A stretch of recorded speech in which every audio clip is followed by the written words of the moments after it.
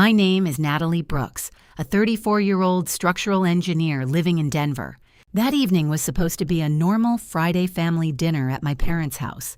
The dining table was set with roasted salmon, candles glowing softly, and my younger brother sitting across from me beside his girlfriend, laughing like they already owned the future.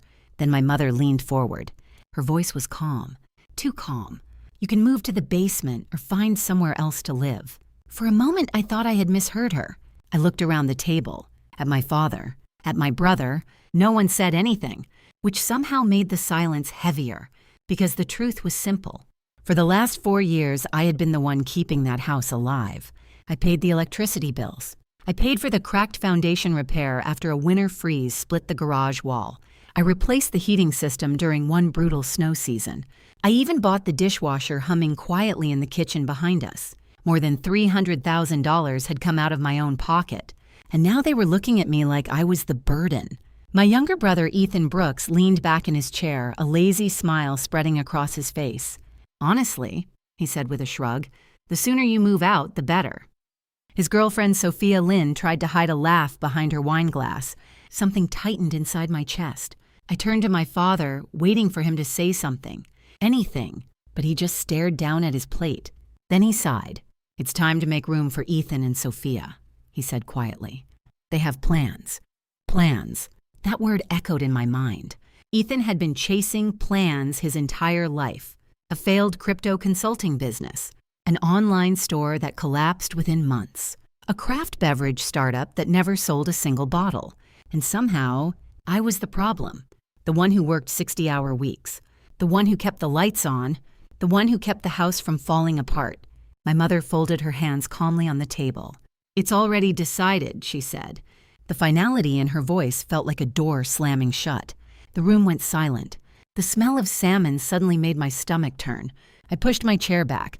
The scraping sound echoed across the dining room. "Fine," I said quietly. "If I'm not wanted here, I'll leave." Ethan chuckled. "Just don't take the furniture," he joked. I looked straight at him. "You mean the furniture I paid for?" No one answered, which told me everything I needed to know. That night, I packed everything that belonged to me.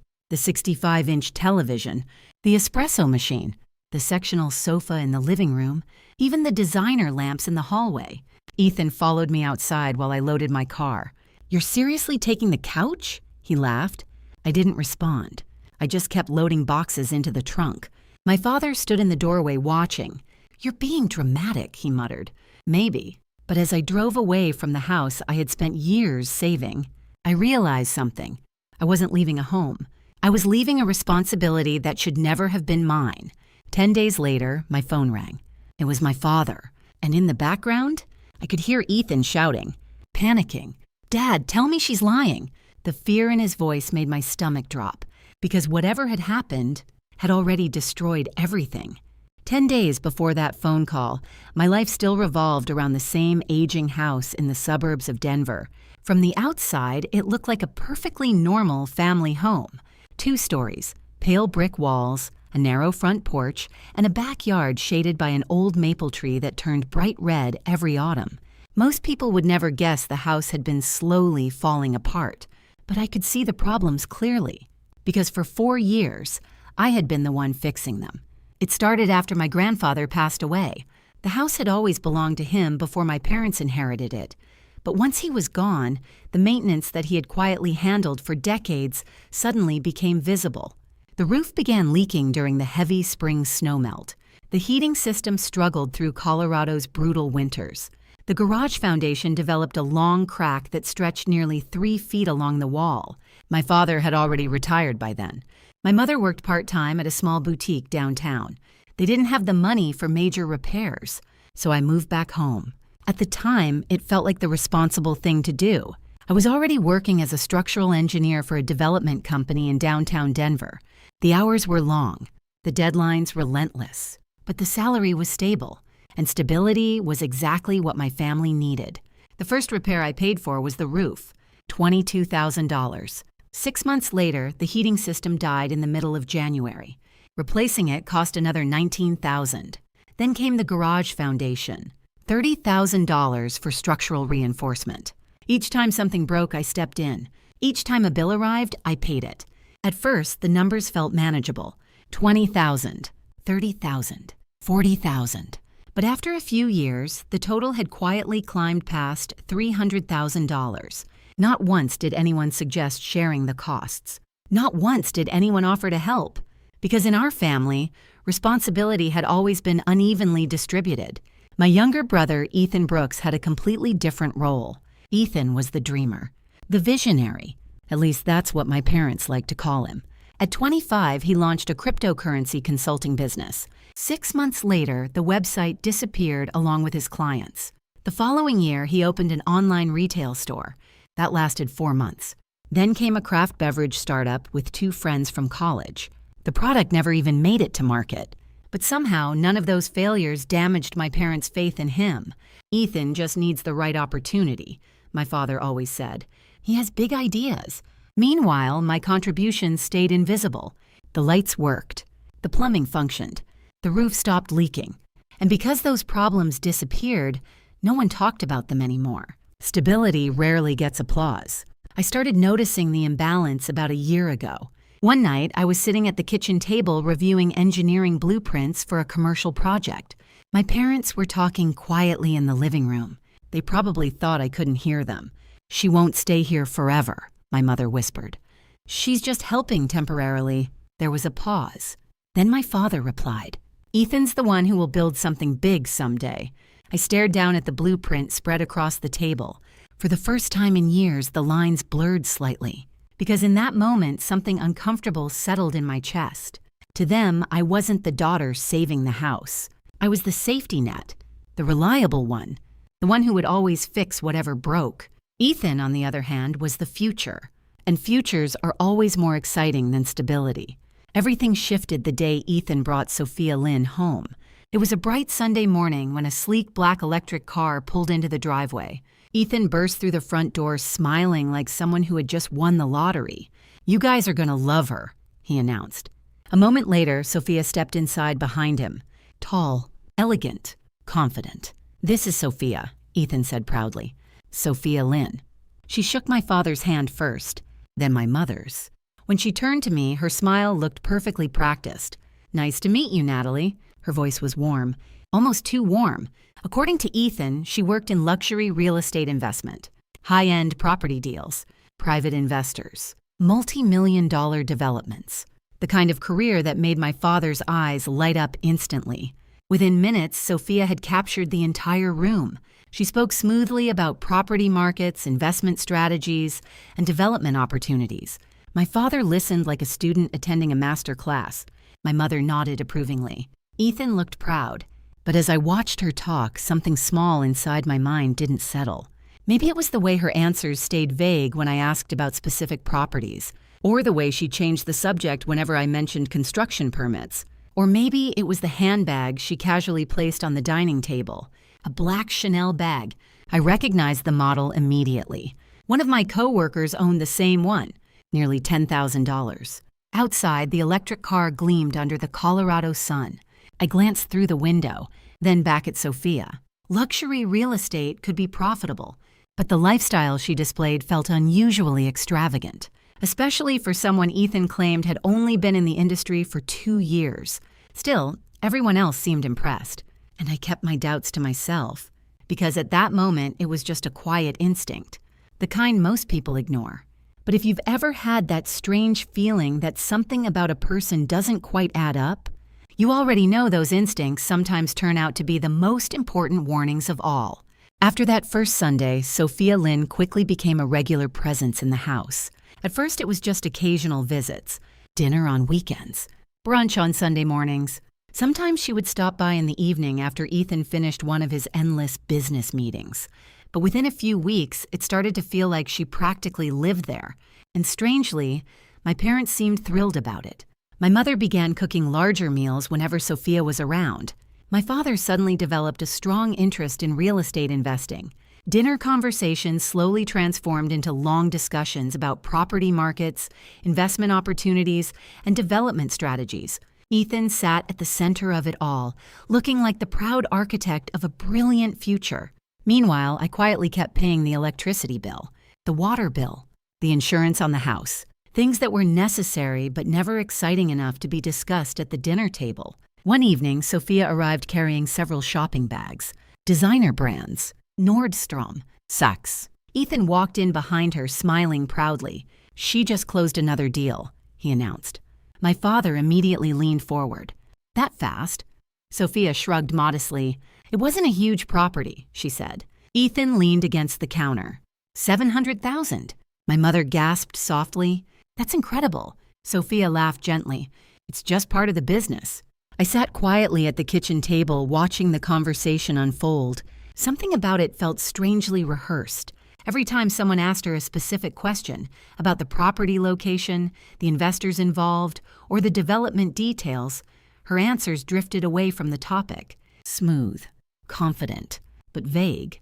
Like someone describing success without explaining how it actually happened. My father didn't seem to notice. He leaned forward eagerly. "So how many deals are you working on right now?" Sophia smiled politely. "Oh, several at the moment." "What kind of properties?" "Mostly private investor portfolios." Another answer that sounded impressive, but revealed almost nothing. Ethan looked at her like she was the smartest person in the room. And maybe she was, because she had completely captured my parents' attention. A few weeks later, the conversations at dinner started shifting in a different direction. They stopped talking about repairs, or bills, or the house. Instead, they started talking about the future. Ethan began mentioning plans, big ones. "We're thinking about expanding the property," he said casually one night. "Expanding what?" my mother asked. "The garage," Ethan replied. "Maybe converting the basement into an office." Sophia nodded beside him. "That could increase the property value significantly." My father looked intrigued. "That actually makes sense." I looked around the table. The basement, the garage, the house. They were discussing redesigning a property I had spent 4 years financially repairing, without asking the person who had paid for most of it. Eventually, the conversation drifted toward money. My father cleared his throat slightly. "Natalie," he said, "the electricity bill arrived today." I looked up. "And?" "It's higher than usual." I stared at him for a moment. "You want me to pay it?" He shrugged. "Well, you've been handling the utilities anyway." Of course I had. Just like the water. Just like the repairs. Just like everything else. Ethan didn't even look up from his phone. Sophia continued scrolling through something on her tablet. Neither of them offered to contribute. I paid the bill the next morning. Like always. But that same week, something unusual happened. I came home from work late one evening after a long structural inspection at a construction site. The house was quiet. My mother was out with friends. My father had already gone to bed, but the living room lights were still on, and Sophia was standing near the window, talking on the phone. Her voice was low. "No, the appraisal needs to match the number we discussed." I slowed down in the hallway. "Otherwise, the financing won't work." There was a pause. Then she said something that made my attention sharpen instantly. "Yes, the property owner already signed the preliminary documents." Property owner. My chest tightened slightly. Before I could hear anything else, Sophia noticed me standing there. Her expression shifted for a fraction of a second. Not panic, calculation. Then the polished smile returned. "Oh, Natalie," she said, ending the call. "You're home late." "Site inspection," I replied. "What were you working on?" "Just a client call," she said smoothly. Her answer came too quickly, too casually. But I didn't push. Instead, I nodded and walked upstairs. Still, the words she had spoken lingered in my mind. The property owner already signed the preliminary documents. Maybe it meant nothing. Maybe it was just normal business. But something about the way she said it made the situation feel personal. 2 days later, another small detail added to my unease. Sophia arrived driving a brand new white Tesla. Ethan stepped out of the passenger seat grinning. My father whistled when he saw it. "Now that's impressive." Sophia laughed lightly. "It's just a business vehicle." But as she walked inside, I noticed something else. The confidence, the control, the way every conversation somehow shifted toward her, toward investments, toward opportunities, toward Ethan's future. And slowly, quietly, I realized something uncomfortable. Sophia wasn't just visiting the house anymore. She was becoming part of it, part of the decisions, part of the plans, and somehow, part of the power structure inside my own family. Most people ignore early warning signs when something feels wrong. But engineers learn a different lesson. When you hear the first quiet crack in a structure, that's the moment you start paying attention. At first, I tried to convince myself I was overthinking things. People exaggerate their success all the time, especially in industries like real estate. Confidence sells. Sometimes even illusion sells. But once you notice a crack in something, it becomes impossible to ignore the sound of it spreading. Over the next few weeks, the small inconsistencies around Sophia Lynn started piling up, not in obvious ways, in subtle ways, the kind most people overlook. One evening during dinner, my father asked her another question about her work.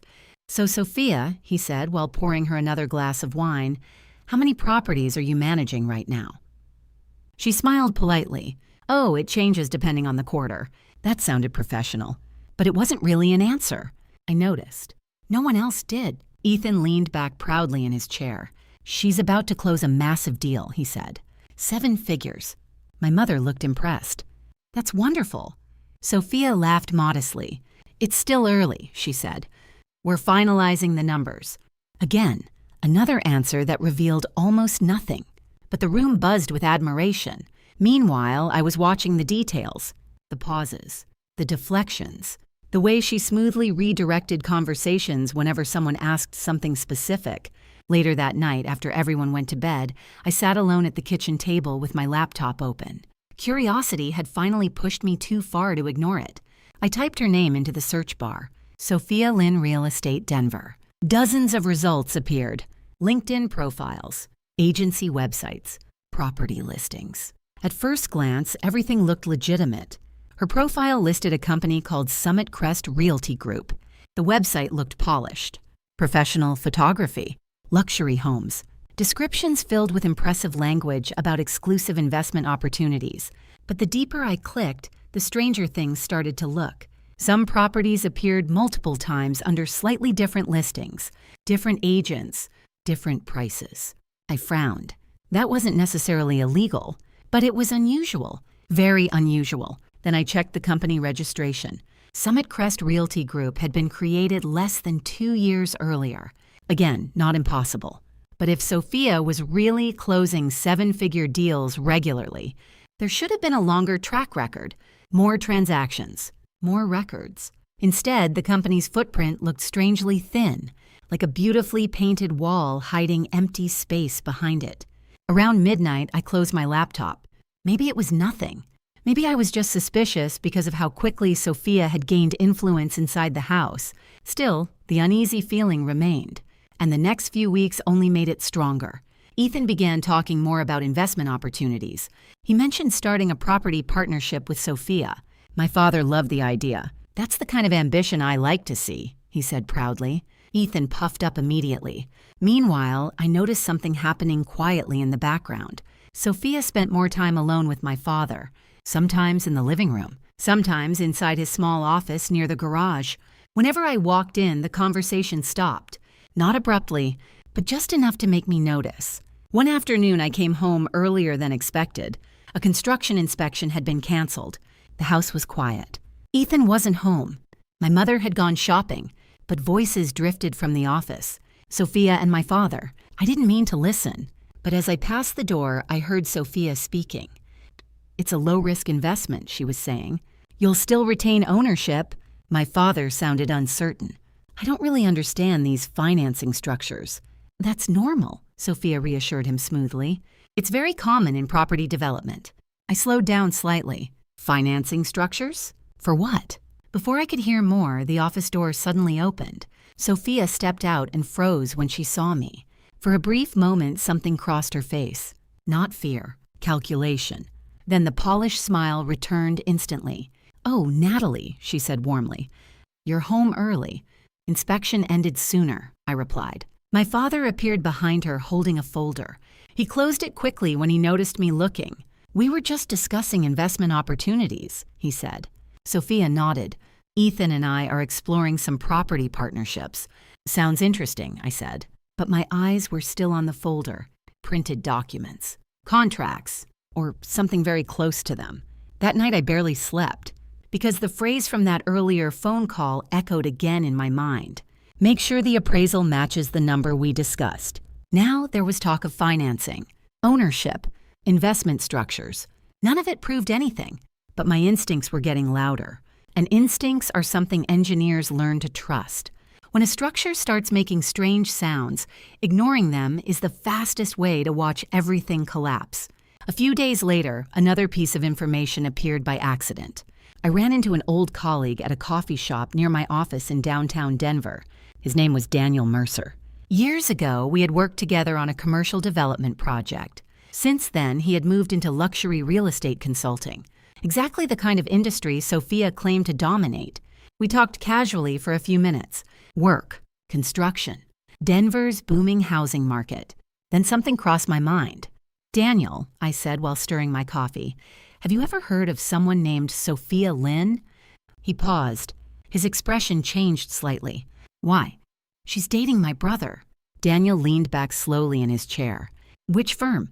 "Summit Crest Realty Group." For a moment he didn't answer. Then he sighed quietly. "That's interesting." My stomach tightened. "What does that mean?"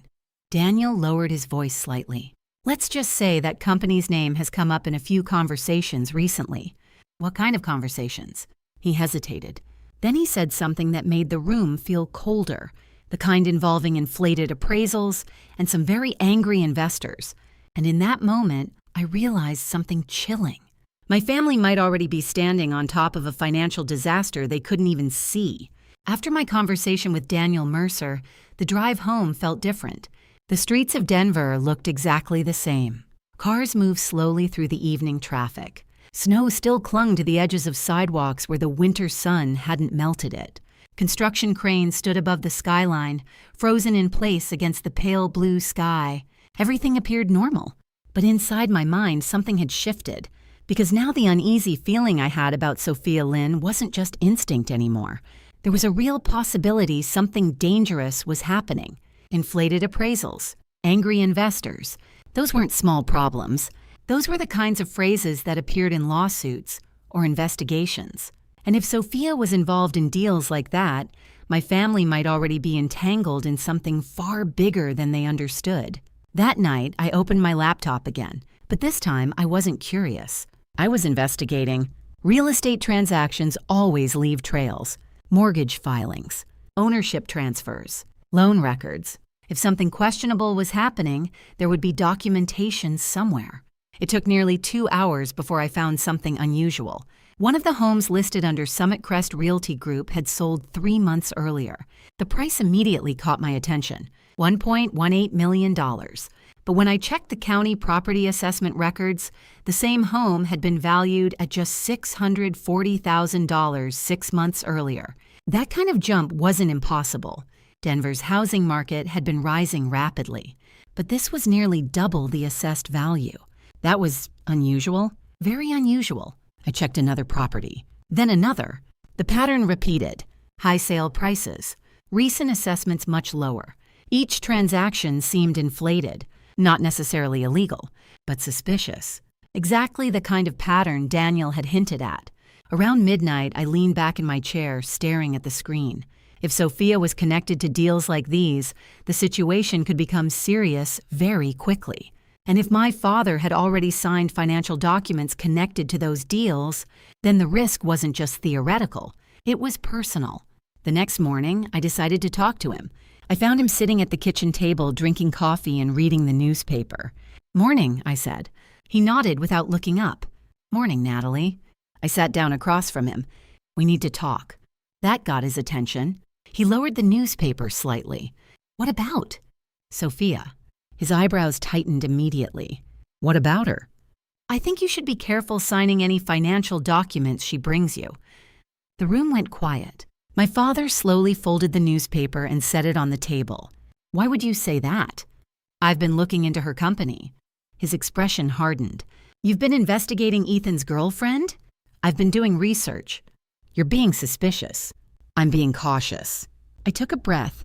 "There are irregularities in several properties her firm has sold." He frowned. "What kind of irregularities?" "Large appraisal differences, rapid resale patterns, possible investor disputes." My tone stayed calm. the same tone I used during engineering safety briefings. But my father didn't respond the way I expected. Instead of concern, he looked irritated. "You're making assumptions." "I'm looking at data." "That's not your business." "It becomes my business if it affects this house." He leaned back in his chair. "Natalie." "Yes?" "You've always doubted Ethan." "That's not true." "Yes, it is." His voice sharpened. "You've never believed in his ideas." "I've believed in protecting this family." "And you think Sophia is a threat?" "I think you should slow down before signing anything." He stood up from the table. "That's unnecessary." "How do you know?" "Because Ethan trusts her." "That's not financial due diligence." "That's enough." The words came out firm and final. The conversation was already ending. "You're letting jealousy cloud your judgment," he added. The accusation landed harder than I expected. "Jealousy?" "Yes." He crossed his arms. "Ethan finally found someone successful, and instead of supporting him, you're trying to tear her down." "That's not what I'm doing." But he had already turned away. "Stay out of their business, Natalie." The discussion was over. Later that afternoon, I tried speaking with my mother. If anyone might listen calmly, it would be her. She was trimming her rose bushes in the backyard when I approached. "Mom," I said gently, "can we talk?" She looked up. "Of course." I explained everything. Daniel's warning, the suspicious property records, the inflated appraisals, the possible financial risks. She listened quietly. When I finished, she sighed softly. "You worry too much." "I analyze risks. That's your job. And right now, there are too many risks here." She shook her head. "Sophia is ambitious. So are many people who end up in lawsuits." My mother frowned. "That's a terrible thing to say." "It's a realistic thing to say." "No," she replied. "You're just uncomfortable with Ethan succeeding." I stared at her. "I've spent 4 years paying this family's bills." "And you think I'm jealous?" She didn't answer. Instead, she returned to trimming the roses, which was answer enough. I walked back inside the house feeling strangely hollow. For the first time, I understood something painful. It didn't matter how much evidence I gathered or how carefully I explained the risks. My parents had already made their choice. They believed Ethan. They trusted Sophia. And anyone who questioned that trust automatically became the problem. But the deeper I looked into Sophia's world, the more convinced I became that this story wasn't going to end the way they expected. Because when people ignore warning signs long enough, disaster doesn't stay theoretical. Eventually, it arrives. After my conversations with my parents, the atmosphere inside the house shifted. Not in loud ways, in quiet ones. My father stopped discussing financial matters when I was around. My mother avoided bringing up anything related to Sophia, and Ethan treated me like I was standing between him and his future. Meanwhile, Sophia Lynn seemed completely unaffected. She moved through the house with the same calm confidence as always. Sometimes I caught her watching me, not with hostility, with calculation, like someone measuring how much of a threat I might become. The private conversations between her and my father continued. Late evenings inside his small office near the garage, occasional discussions in the living room after dinner, always about investments, always about opportunities. And slowly, another change crept into everyday conversations. Ethan started talking about plans for the house. One night during dinner, he casually mentioned renovating the basement. Another evening, he suggested expanding the garage. Sophia nodded thoughtfully beside him. "That would increase the property value significantly," she said. My father looked interested. "That actually makes sense." I sat quietly listening, because the irony was impossible to ignore. They were discussing renovating a house I had spent 4 years financially saving, without once asking the person who had paid for most of it. A few days later, my mother announced we would have a family dinner on Friday night. Her voice carried an unusual seriousness. "Everyone needs to be there," she said. At the time, I didn't think much of it. Family dinners weren't unusual, but something about her tone stayed in the back of my mind. Friday evening arrived faster than I expected. When I walked into the dining room that night, everything looked strangely formal. The table was set with my mother's best china. Candles flickered along the center of the table. The smell of roasted salmon filled the air. Ethan and Sophia were already seated. Ethan looked relaxed. Sophia looked perfectly composed. My father stood near the kitchen doorway. My mother adjusted the silverware carefully. Something about the atmosphere felt Staged. I sat down slowly. For a moment, no one spoke. Then my mother finally broke the silence. "Natalie," she said gently, "we need to talk about living arrangements." My stomach tightened slightly. "What about them?" Ethan leaned back in his chair. "Well," he said casually, "things are changing around here." Sophia reached for his hand. My father cleared his throat. "You've been living here a long time, Natalie." The word living sounded strange, like I was a temporary guest. "I live here," I said quietly. "That's what we need to discuss," my mother replied. Ethan smirked slightly. Then my mother said the sentence that would divide my life into before and after. "You can move to the basement or find somewhere else to live." For a moment, I thought I had misunderstood. The room fell completely silent. I looked around the table. My father avoided my eyes. Ethan watched me with quiet amusement. Sophia calmly sipped her wine. "You're serious?" I asked. My mother nodded. "Ethan and Sophia need the space." I stared at her. "You mean the house I've been paying to keep standing?" Ethan shrugged. "You've been helping." Helping. The word tightened something in my chest. "I paid for the roof," I said. No one responded. "I paid for the heating system." Silence. "I paid for the foundation repair." Ethan rolled his eyes. "You're acting like you own the place." "I practically do." My father suddenly slammed his hand on the table. "That's enough." The glasses rattled. "This isn't about money." "Then what is it about?" "It's about family." The irony almost made me laugh. "Family?" I repeated. "Yes," he said firmly. "And Ethan is starting his life." "So I'm disposable?" "No one said that." My mother spoke softly. "But things are changing." Ethan leaned forward slightly. "You're not exactly crucial here, Natalie." The words hit harder than anything else that night. Not crucial. After 4 years of keeping everything running. Sophia covered her mouth slightly, pretending to hide a smile. Something inside me finally snapped. I pushed my chair back. The scraping sound echoed across the dining room. "You want me gone?" I asked. No one answered. That silence told me everything. "Fine," I said quietly. "If that's what you want." Ethan chuckled. "Just don't take the furniture," he joked. I looked straight at him. "The furniture I bought?" His smile faded slightly. I stood up slowly. For years I had carried this family, financially, emotionally, responsibly. But standing there in that dining room, one thing became painfully clear. They didn't see me as the daughter who kept everything running. They saw me as the backup plan, the one who would always fix whatever broke, the one who would always stay. But sometimes the most powerful thing a person can do is walk away from a responsibility that was never truly theirs. So I walked upstairs, opened my closet, and began packing. And if you've ever had a moment where people showed you exactly how little they valued everything you sacrificed, then you probably understand why some decisions end up changing the entire direction of your life. The moment I closed my bedroom door, the house fell silent around me. For a few seconds, I just stood there, looking around the room I had been living in for the past 4 years.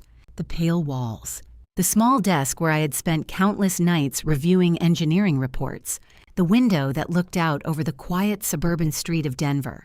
For years, that room had felt like a place of responsibility. Now it felt like a place I had already outgrown. Downstairs, I could still hear faint voices from the dining room.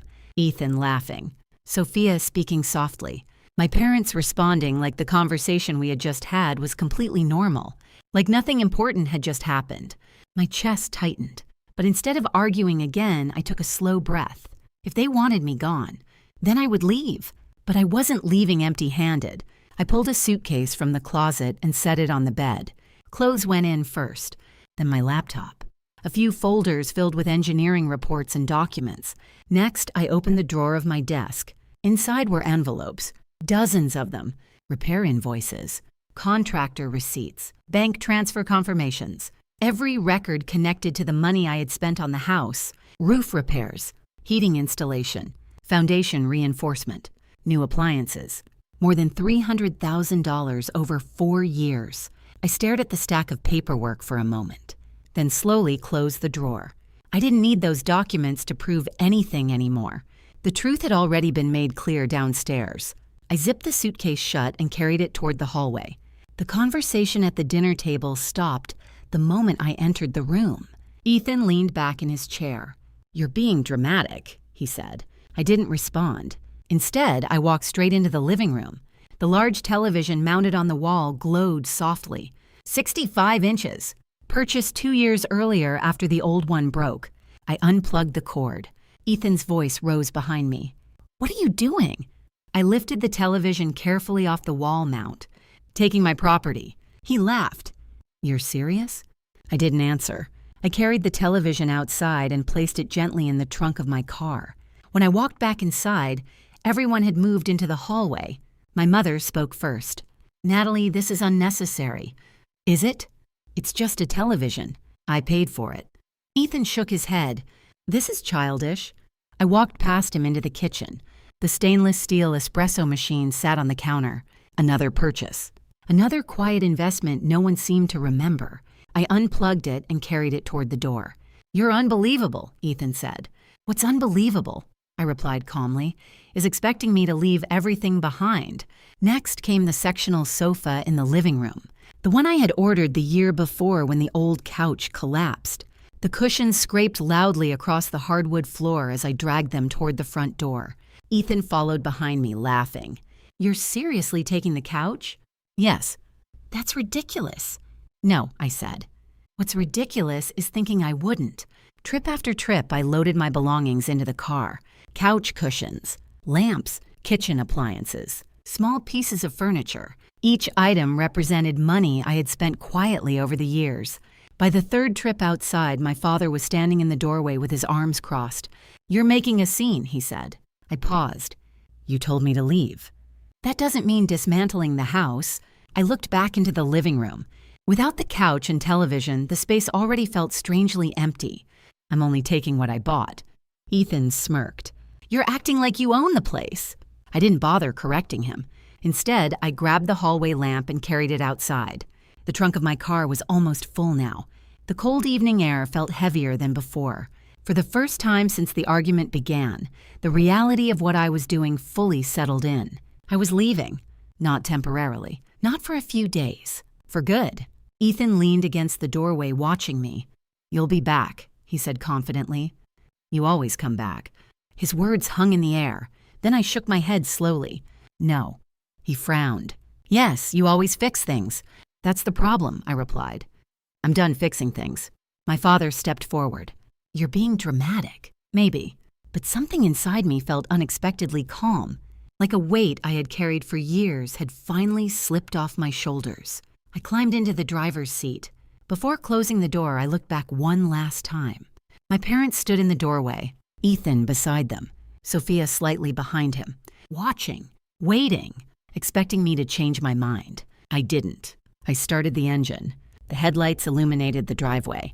And as the car slowly rolled toward the street, the house I had spent years protecting began shrinking in the rearview mirror, for the first time in a very long time. I wasn't responsible for it anymore. 10 minutes later, my phone buzzed with a message from Ethan. "You'll regret this." I glanced at the screen, then placed the phone face down on the passenger seat.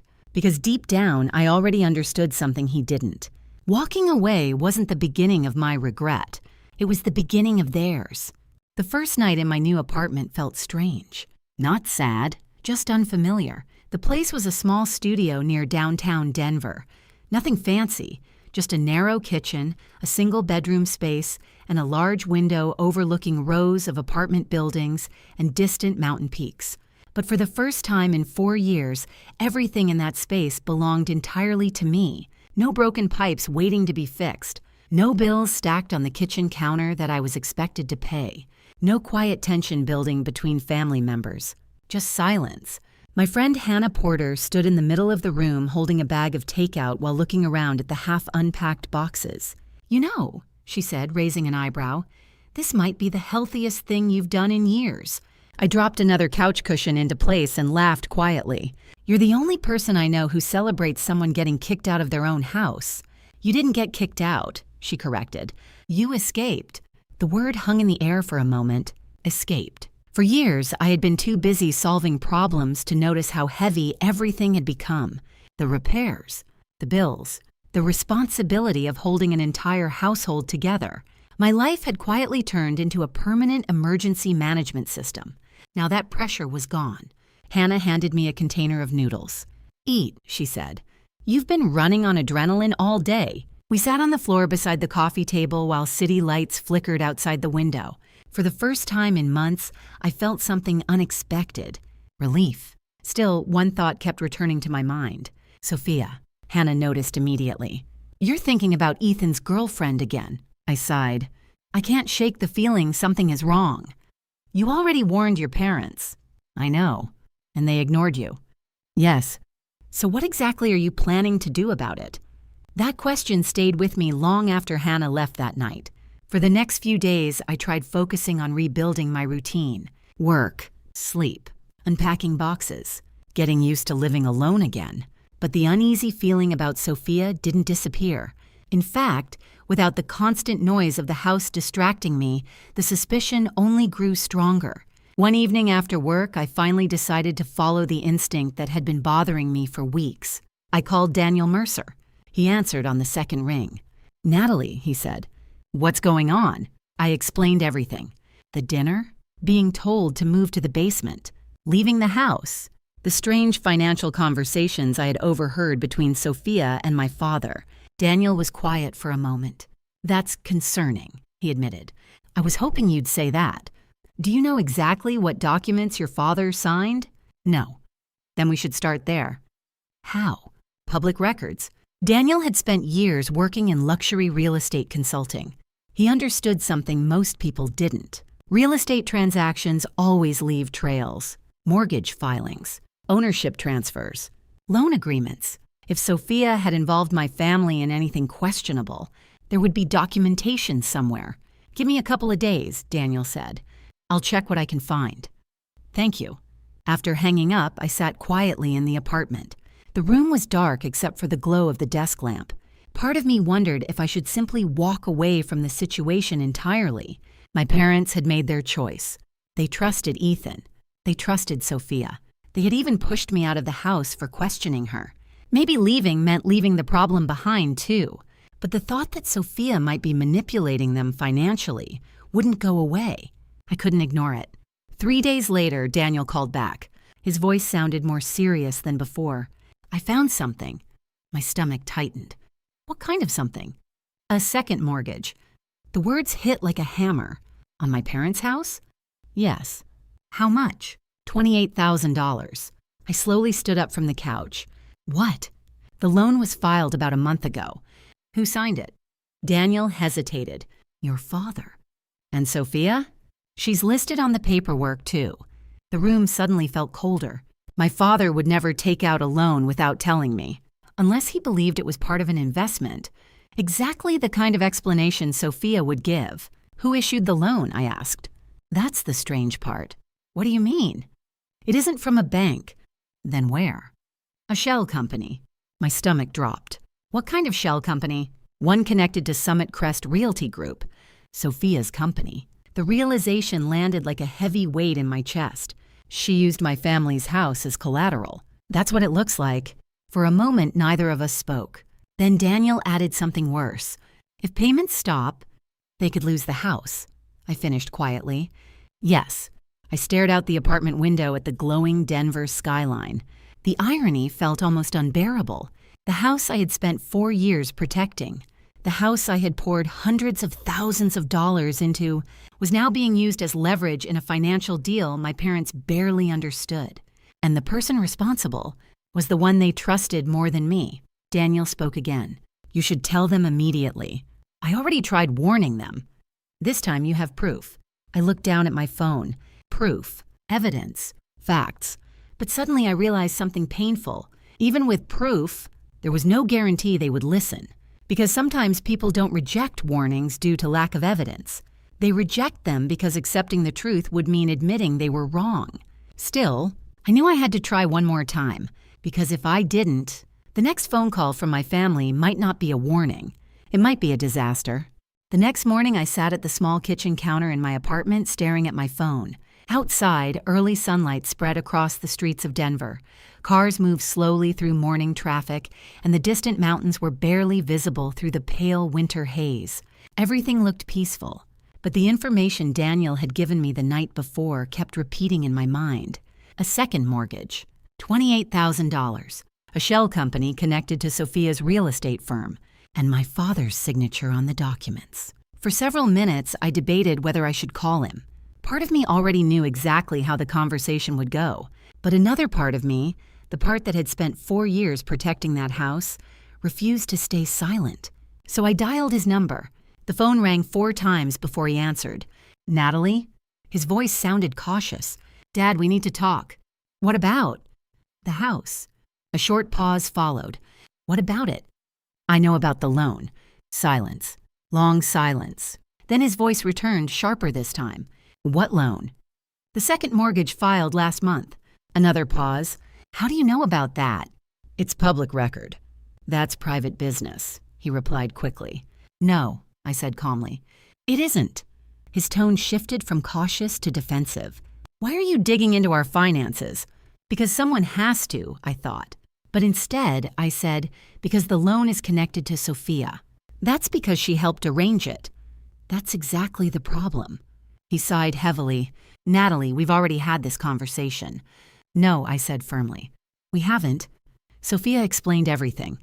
"Did she explain the shell company?" Silence again. "What shell company?" he asked slowly. "The one that issued the loan. I'm sure it's part of the financing structure." "That's not how legitimate financing works." His voice rose slightly. "You're not a banker." "No," I replied. "But I understand risk. And right now, the risk involves your house." "That's ridiculous." "Is it?" "Yes." "Then why is the lender a company that doesn't appear on any financial registry?" He didn't answer. Instead, he said the one thing I had expected all along. "Stay out of it, Natalie." And then the line went dead. I lowered the phone slowly.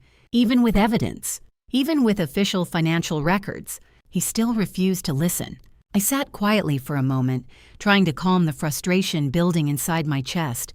But beneath that frustration was something worse, fear. Because if Sophia had already convinced my father to take out a loan against the house, there was no telling what other financial agreements might exist. Later that afternoon, I decided to try one more time. Not with my father, with Ethan.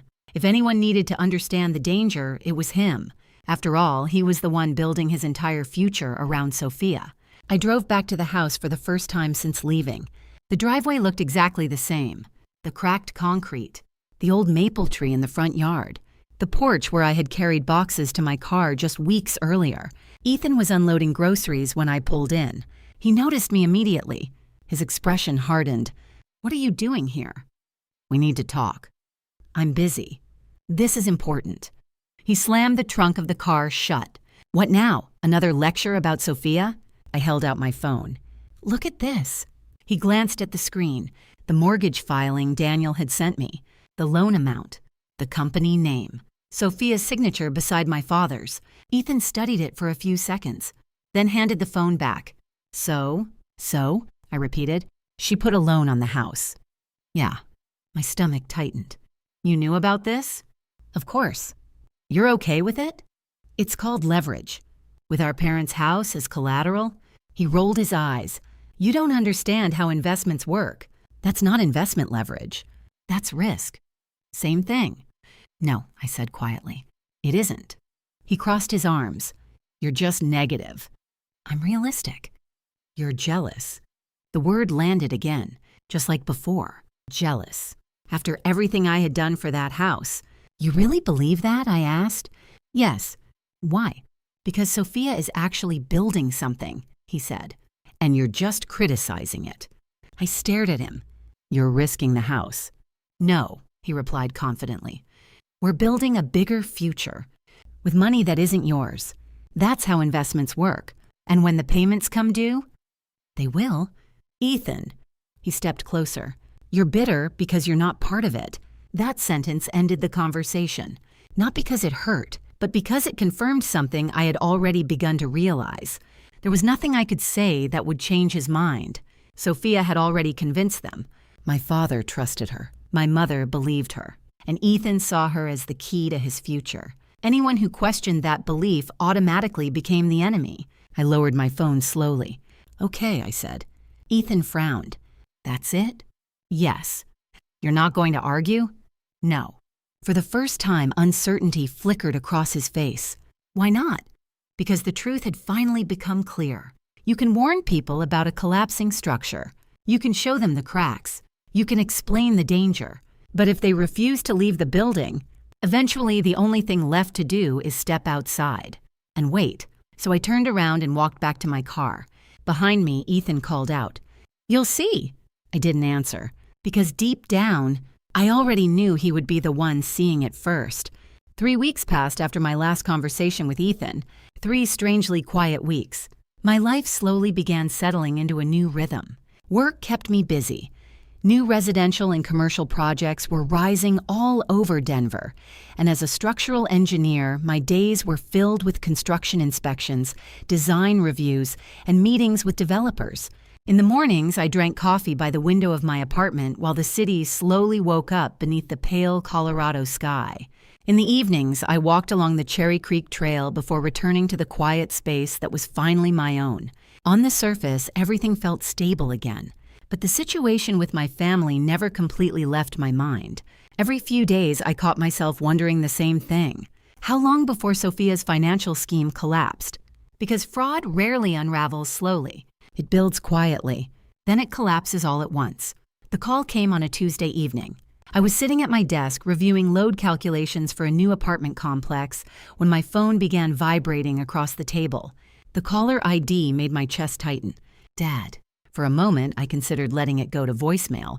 Our last conversation had ended badly, but something about the timing felt different. So I answered. "Hello?" My father's voice sounded strained. "Natalie." I sat up straight. "Dad?" In the background, I heard shouting. Ethan's voice. Panicked. "She's lying," he yelled. "Dad, tell me she's lying." My stomach dropped. "What's going on?" I asked. My father exhaled shakily. "There are people here." "What people?" "Investigators." The word took a moment to register. Then it hit me. "Investigators?" "Yes." My heart started beating faster. "Why?" "They're asking about Sophia." Everything inside me went still. What did they say? They mentioned fraudulent property transactions. My mind immediately jumped to the mortgage Daniel had discovered. The shell company. The inflated property deals. "Are they inside the house?" I asked. "Yes." Ethan's voice exploded again in the background. "This is insane." "What kind of investigators?" I asked carefully. "Federal." That single word sent a cold chill through me. Federal investigators didn't show up for small financial problems. They showed up when something serious had happened. "Dad," I said slowly, "what exactly are they asking about?" He hesitated. "Several property deals connected to Sophia's company." "What about the house?" "They mentioned the loan." My grip tightened around the phone. "The second mortgage?" "Yes." "What about it?" "They said the property was used as collateral for another transaction." Exactly what I had feared. Layered loans. Hidden leverage. The kind of financial structure that collapses the moment payments stop. "What did Ethan say?" I asked quietly. "He insists Sophia did everything legally." "And the investigators?" "They want to speak with her." "Is she there?" "No." "Where is she?" "We don't know." In the background, I heard Ethan pacing across the living room. "Call her again," he shouted. "I've tried," my father replied. "Her phone is off." My stomach tightened, because if Sophia's phone was off, that meant only one thing. She had already disappeared. "Dad," I said carefully, "listen to me." "What?" "You need to cooperate with the investigators." "Of course we are." "Tell them everything." "We don't know anything."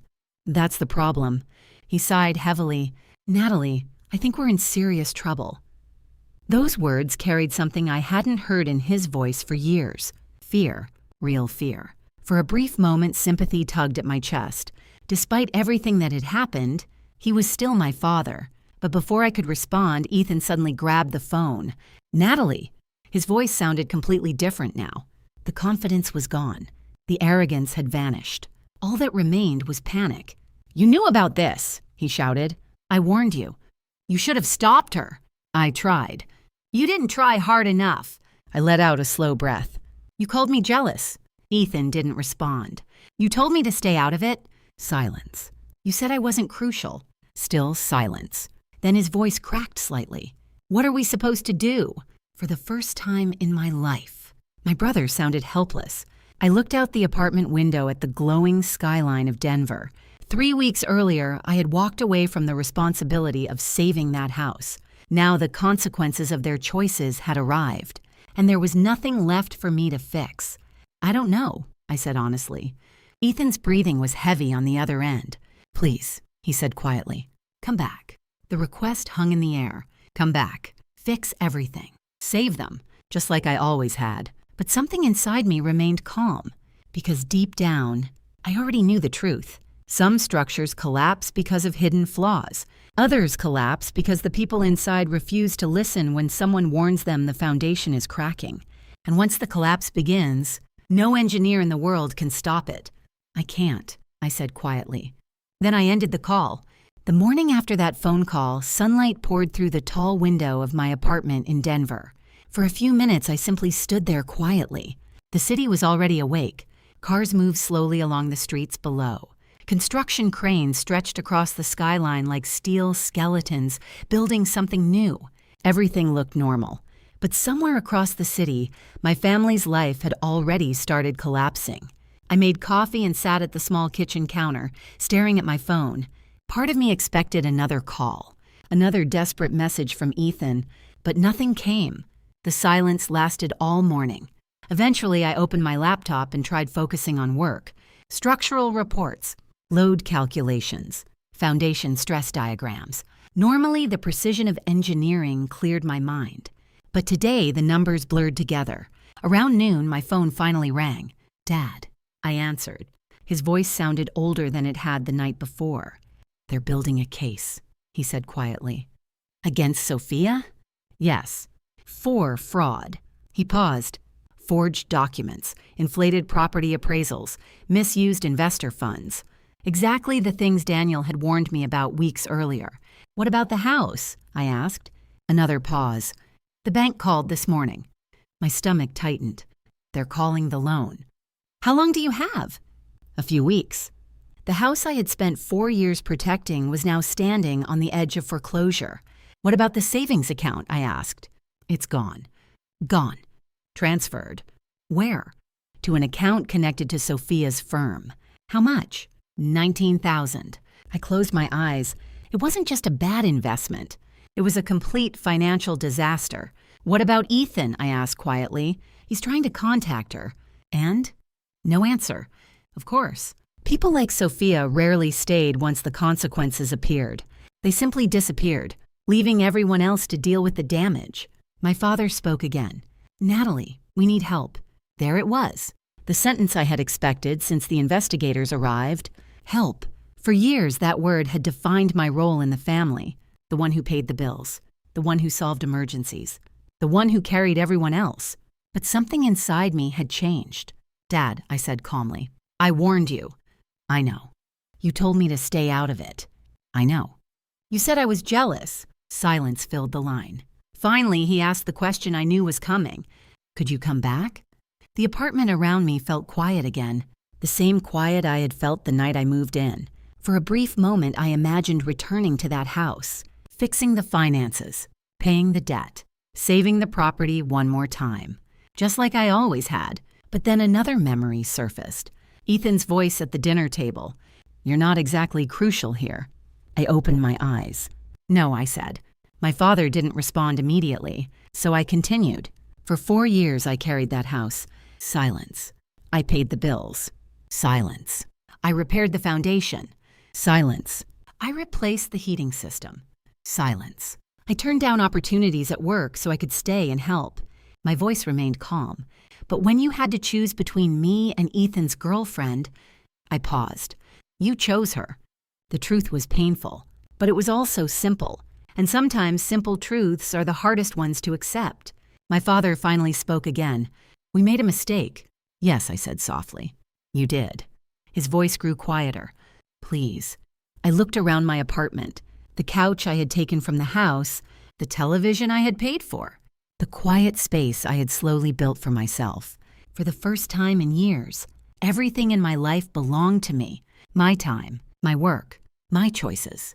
And protecting that life meant doing something I had never done before, setting a boundary.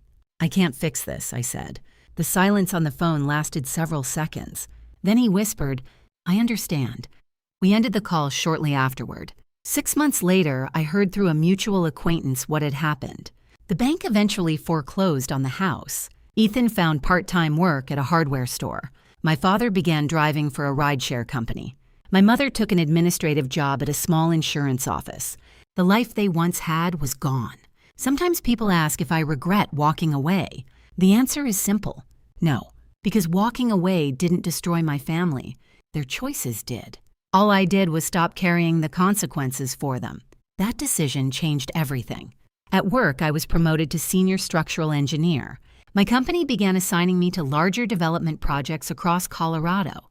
My friend Hannah remained part of my weekly routine: Friday dinners, weekend hikes in the mountains, small moments that reminded me what life felt like when it wasn't built around constant crisis. And sometimes when the sun sets over the skyline of Denver, I think about the lesson this story taught me. Family isn't defined by who demands your sacrifice. It's defined by who respects it. And sometimes the strongest thing you can do is stop being the person who saves everyone else. If this story resonated with you, it's probably because many of us learn this lesson the hard way. And if you enjoy stories about resilience, difficult choices, and standing up for yourself, then you're already in the right place for more stories like this.